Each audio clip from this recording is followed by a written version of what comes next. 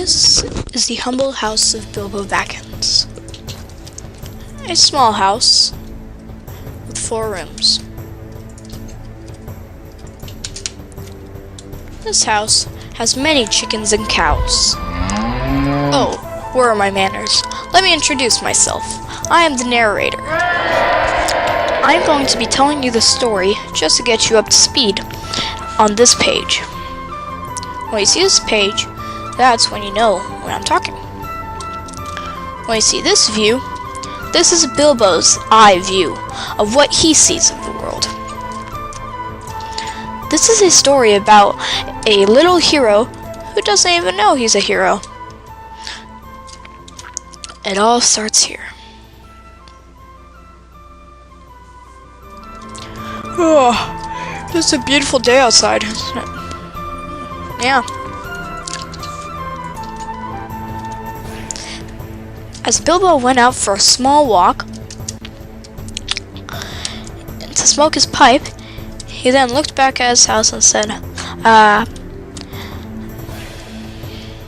Then, when he came back home, right at the last second, when he walked through the door, he heard a knocking sound. Who can that be? Bilbo then realized that it was a wizard. A wizard by the name of Gandalf. Gandalf is a good wizard, not a bad one. So, then Bilbo invited Gandalf over for tea in the afternoon. When noon finally came, 13 dwarves arrived, unexpectedly. And then, last, came Gandalf. They all sat down. Then Gandalf gave Bilbo a letter. The letter said to be at the tavern at exactly 10 o'clock sharp. Then Bilbo realized that it was 5 minutes till 10, so he quickly ran as fast as his little legs can take him.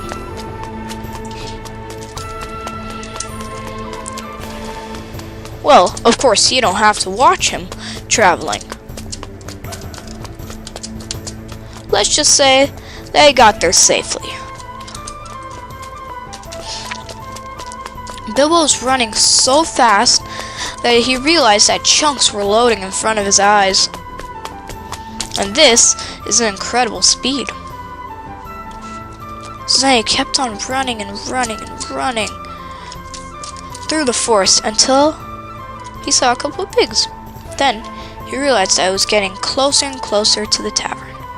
Finally, he came up to the tavern. When he came to the front entrance of the tavern, Gandalf was waiting there to congratulate Bilbo of joining his little team. Bilbo was very surprised to see Gandalf standing there with all 13 dwarves. Then, Gandalf said that there is no time to waste and they have to quickly go on to their ponies and go on with the quest. Man, I can't believe I ran all the way here for nothing. Okay, one of you ponies want to ride? No. Anyone? There's a good piggy. Let's go, piggy. Piggies. One of you guys, let's go.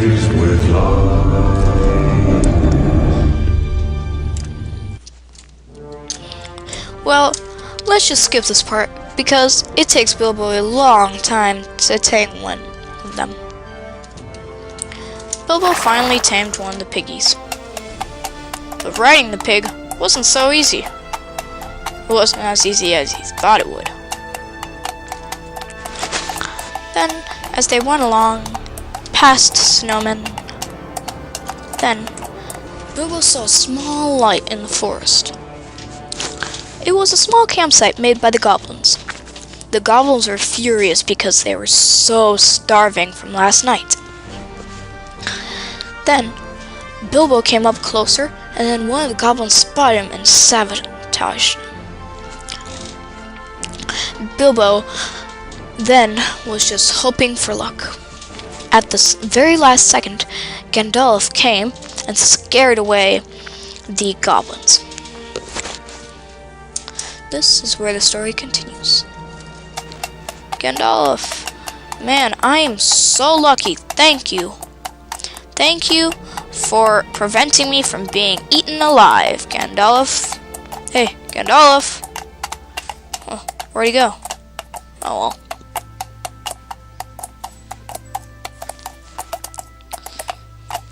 As he was riding along, he saw many small villages and small castles. Then, as he came closer to the mountains, he saw that the sun was gonna set soon. Then he waited for it. Then, all 13 dwarves were following him. Then, when he ran, he finally noticed something on the corner. Man, hurry up, 13 dwarves! Man, sometimes I just feel like I'm the fastest one here. Hey look, there's a small chest. Gandalf, I found something! The chest contained 2 legendary swords, Beater and Biter, or as the goblins called them. Beater and Biter were two legendary swords from the Battle of the 5 Armies. While Bilbo was looking through the chest, he then realized that the other dwarves were going and setting up a shelter for the night.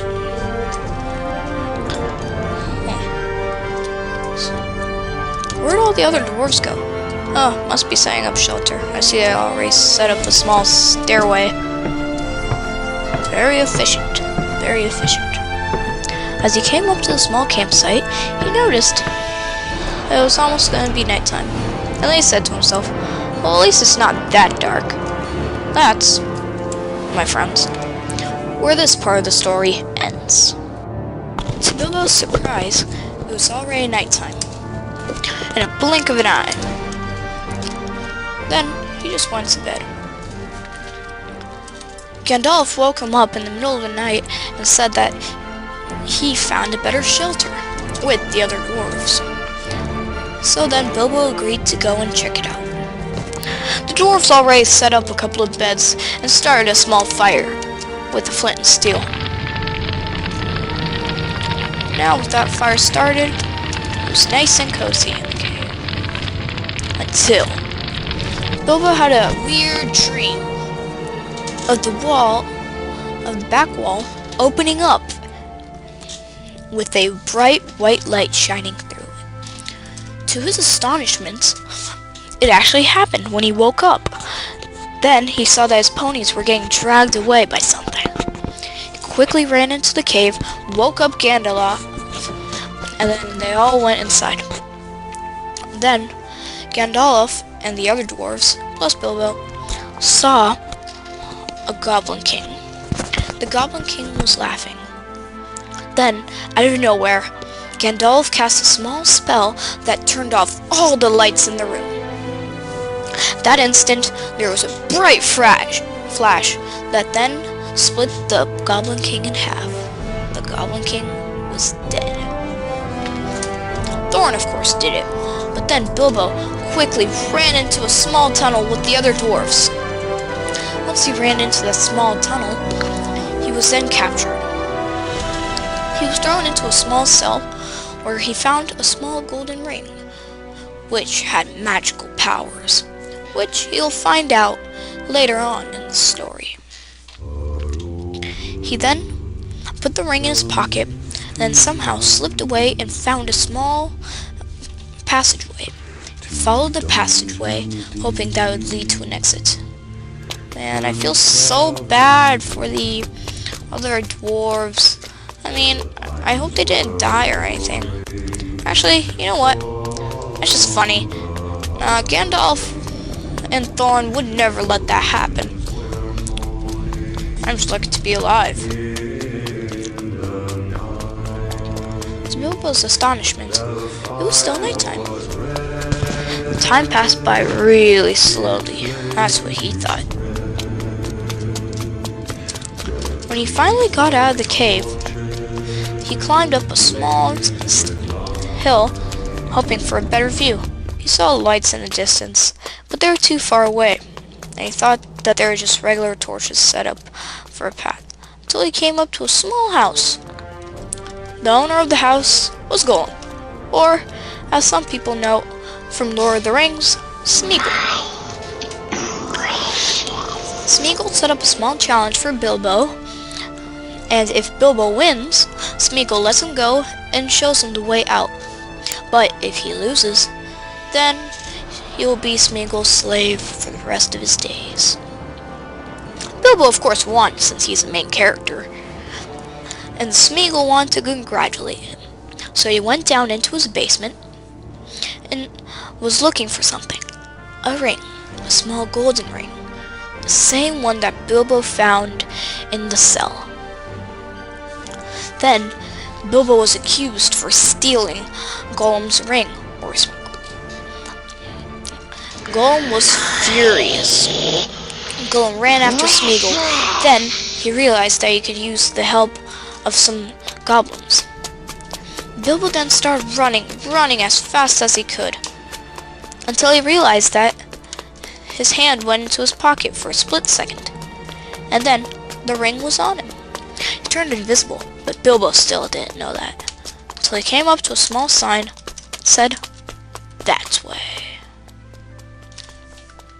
This is where part 2 ends.